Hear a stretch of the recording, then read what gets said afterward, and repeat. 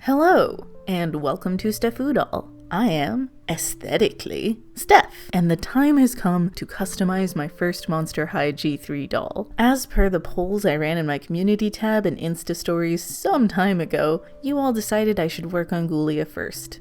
So let's get to it. And here she is. I'm so excited to work on her. I'm going to be going for something along the lines of soft grunge, nugoth, or e-girl. There's a lot of overlap with those styles, so I'm not quite sure where she'll land on that spectrum, but those styles are the inspiration I'll be working from. As per usual, I start by removing the head. It was a struggle. I had to do it in 3 passes. It just seemed a lot harder to remove than other doll heads that I've worked with. I think the only other dolls that have given me this much trouble are the BTS dolls. I had to use a bamboo skewer to try and shove the last bit of vinyl off of the neck peg, but I got there in the end. I'll be keeping her hair, so I just tie it back for now and remove her factory face with pure acetone.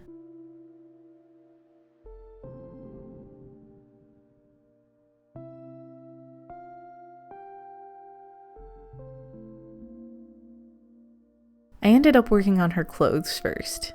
I used the plastic wrap and masking tape method to make a pattern for some tights. After I cut it off of the doll, I traced it on paper, making it slightly smaller before cutting it out, since I'll be using stretchy fabric. Then I decided to remove the foot portion since I wasn't sure if her boots would still fit if I left it on. I cut 2 pieces out of this really stretchy black mesh fabric, which makes great doll scale fishnets. I'll sew up the crotch seam first, and then the back seams for each leg. And here are the finished tights. The fabric is really annoying to work with because it's so slippy, but I think it's worth it. I'll be using this fabric harvested from an old dress for her skirt. I made a pattern by measuring G3 Frankie's pleated skirt and transferring it to graph paper. I trace the pattern onto the fabric and mark out where the pleats will go with a ruler.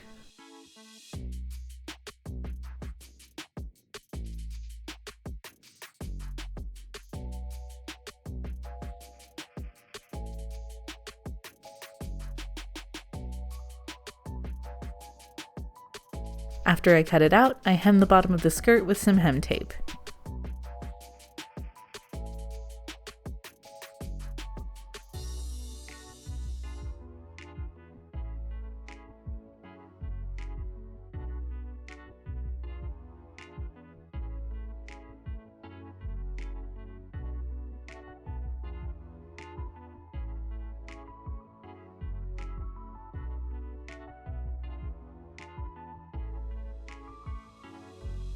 Then I began the arduous task of ironing all of the pleats. This took some time, but was very satisfying to do, actually.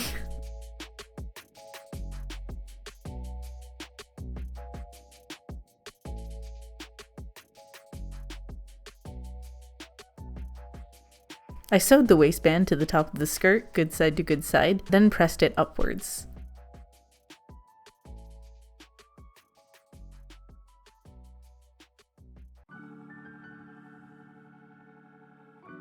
I hemmed the top of the waistband with hem tape.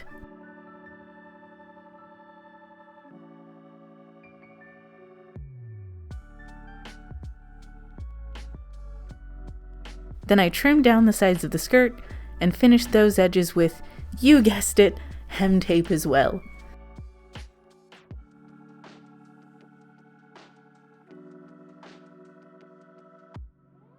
Then I sewed up the back part way and added a snap for closure.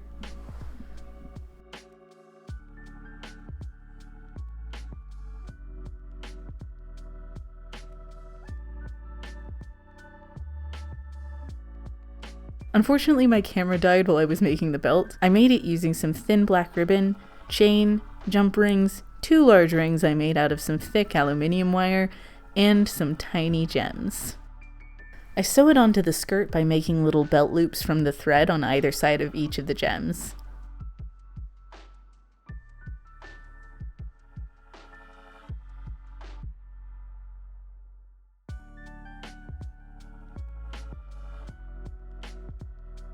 I trim the ends of the ribbon and use a glue stick to finish them before tacking them down to the skirt.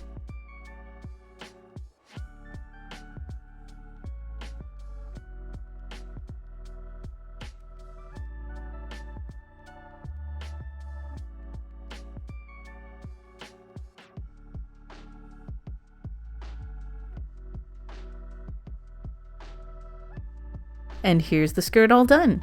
It looks really cool. I really like it. Now for the shirt. I knew I wanted to add a design to the front, so I marked out the area I wanted to paint with washi tape.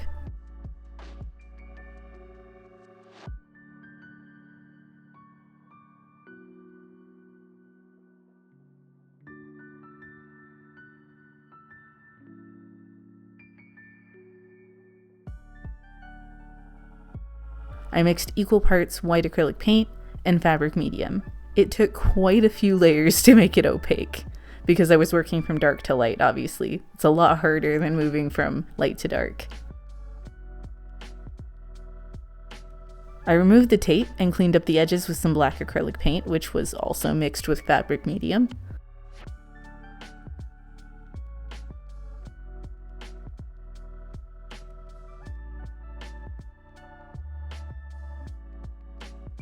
Off camera, I drew this pair of eyes that I want to add to the shirt. I scribble on the back of the paper with a pencil.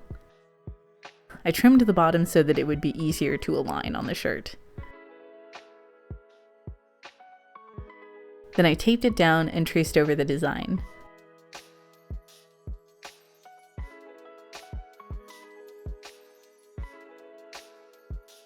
And it transferred.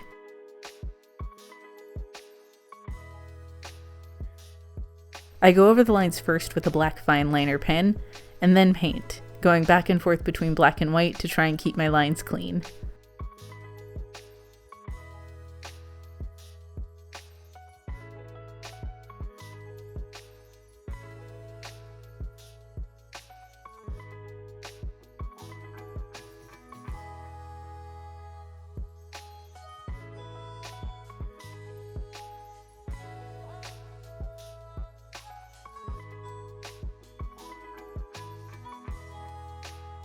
After everything was dry, I added a thin layer of matte Mod Podge.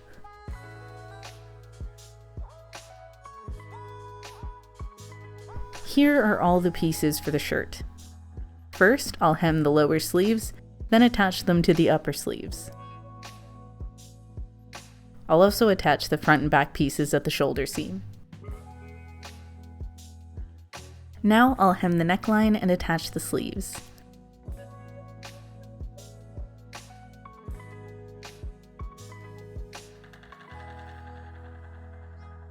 I ended up shortening the sleeves a little bit.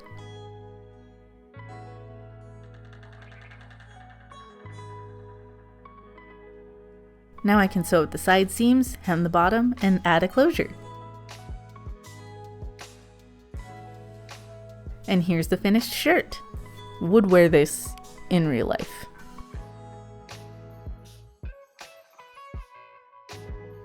Time for the face-up.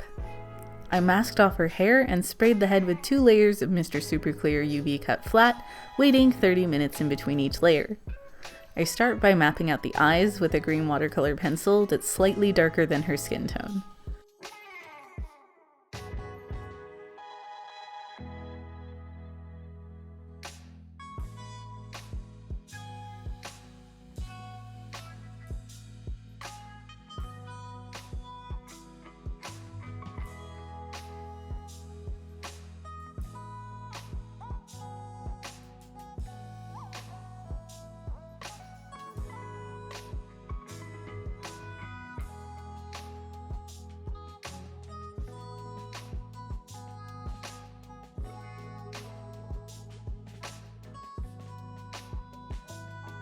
It's been raining a lot where I live, and I really struggled with the first few layers because that can really affect the sealant.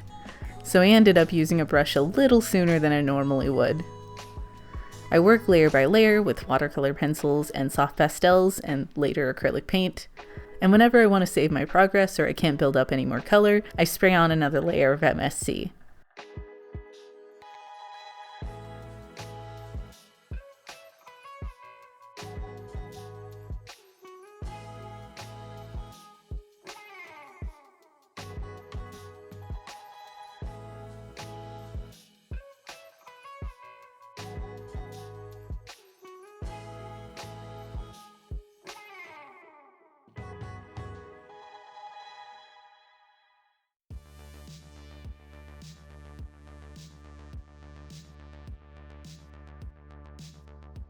I always struggle to think of what to talk about during face-ups.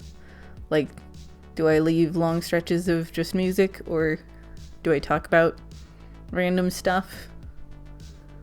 What do you guys prefer? Let me know in the comments down below. Recently, I have been getting back into anime and watching things that have been on like my list for a while. So I finally sat down and watched Hoseki no Kuni, or Land of the Lustrous. And I really liked it, but now I have to read all the manga because the season that exists does not cover the whole story, obviously, because A, it wasn't done, but B, you know, it just didn't, because that's how anime works sometimes. But thankfully, like, it was on hiatus and now it's not, and it's going to finish fairly soon, like I think next year. So it's a good a time as any to get into it. Because now we're moving into spooky season as well, I want to watch some more horror anime and like rewatch some. One of my favorite series is Another, which I highly recommend, but I don't want to tell you too much about. However, there is gore, so content warning for that. And death, obviously, because, you know, it's a horror anime. But it's really good, and I really like it, and there is a doll aspect to it, which, you know, we all have dolls here. If not, why are you here? So, if you haven't seen it, and you are into anime, and horror anime in specific, and you don't mind gore and like dark themes, I highly recommend Another. It is very good.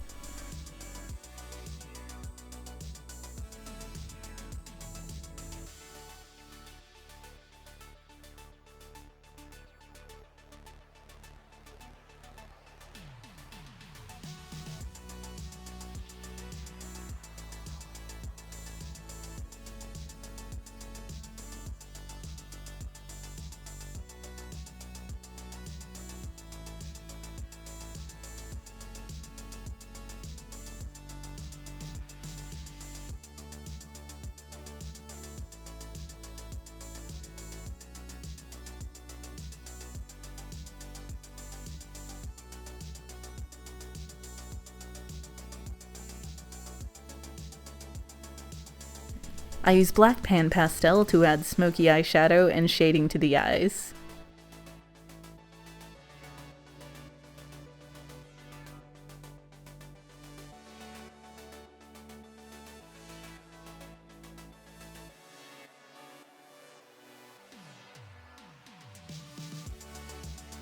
That kind of made the lashes disappear though, so I added some white highlights with acrylic paint.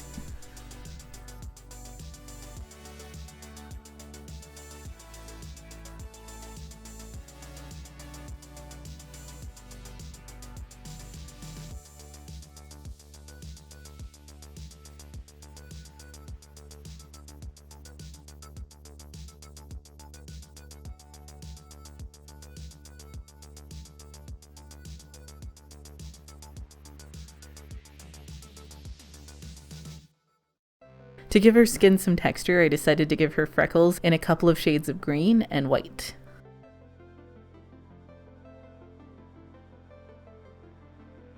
On the final two layers, I give her a dusting of sparkle.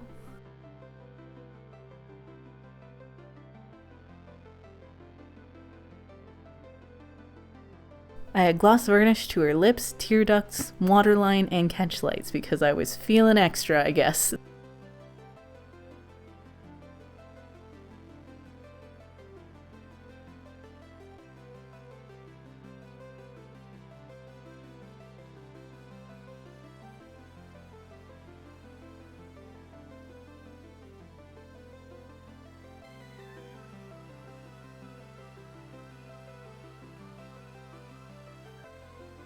Honestly, I think this might be one of my best face-ups yet.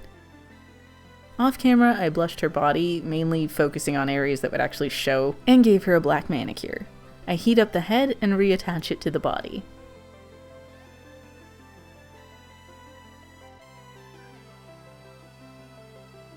At first I really wasn't sure what I wanted to do with her hair, but then I decided to make it wavy. So I've got two mugs here, one with hot water and one with ice water. And off camera, I braided her hair. First, I dunk her hair into the hot water and hold her there for about a minute. Then I move her to the ice water, again, for about a minute. I repeat these steps one more time, and then I set her aside to dry for a couple of days. While her hair is drying, let's finish her accessories. I take the tombstone earrings she came with and paint them black. Once dry, I go over them with chrome.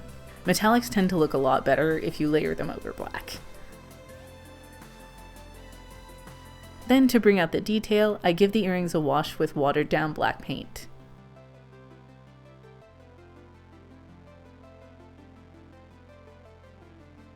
And then I brush on some gloss varnish to finish them off. I paint her boots black and the hardware chrome, including the skelets.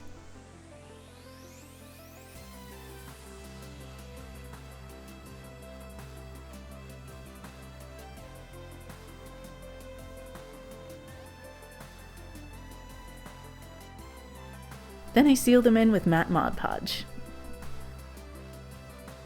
Now that the hair is dry, I remove the rubber bands and separate the braids using the tip of a rat tail comb.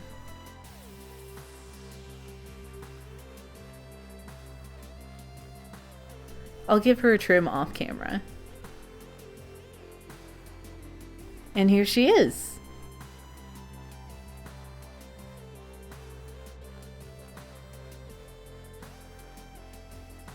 We've got the doll, her tights, her skirt, her top, her boots, her earrings, and I'm also going to give her this hat I stole from a Creatable World doll. All that's left to do is get her dressed, and she's done.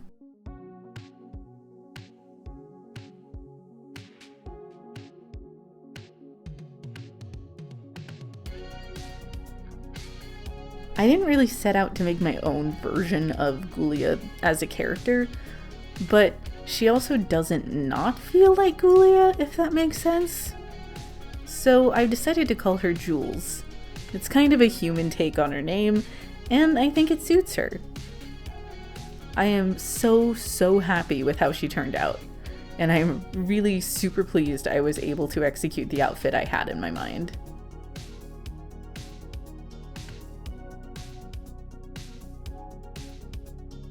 What do you think of Jules? And what G3 ghoul do you want me to customize next? Let me know in the comments down below.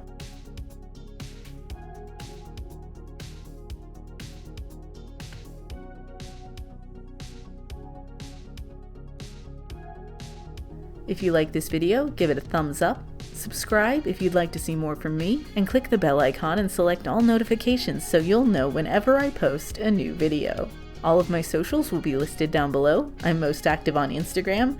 And if you really like what I do and you want to buy me a coffee, you can find the link to my Ko-fi tip jar in the description down below, or you can click on the super thanks button right below this video. And until next time, which will be the beginning of spooky season, my favorite time of year, bye!